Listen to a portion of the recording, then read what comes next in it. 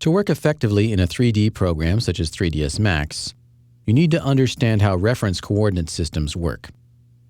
When you transform an object, move, rotate, or scale it, you can choose different points of reference around which that transform will happen. In 3ds Max, the reference coordinate system is chosen from this pull-down list here.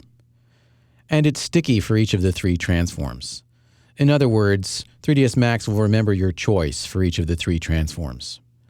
Right now I've got the Move tool active, and I can choose a different reference coordinate system.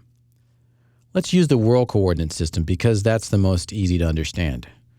When I activate that, then when I move something, it will be moved according to the world coordinates, or along the three axes of the grid.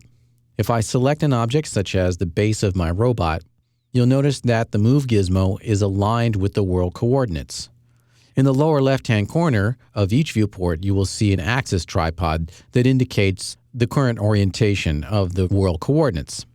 When I've chosen world coordinates as my reference coordinate system, then the transform gizmo is always aligned with the world grid. That's very simple and very straightforward. The default reference coordinate system, however, is not world, but view.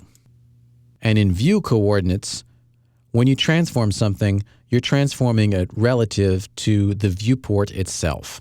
In the top view, it just so happens that the view coordinate system is identical to the world coordinate system. You can see that my transform gizmo shows X pointing to the right and Y pointing up. And the axis tripod also shows X pointing to the right and Y pointing up. However, if I choose a different viewport, such as this left view, the transform gizmo is still aligned with X to the right and Y going up, but the world coordinates are in some other orientation. Once again, the view coordinate system operates in screen space. The transform gizmo is aligned with the current viewport. The exception to that is the perspective view or a camera view. I'll right-click over here so I don't lose my selection. And you'll notice that in this case, the transform gizmo is not aligned with the viewport, but rather with the world.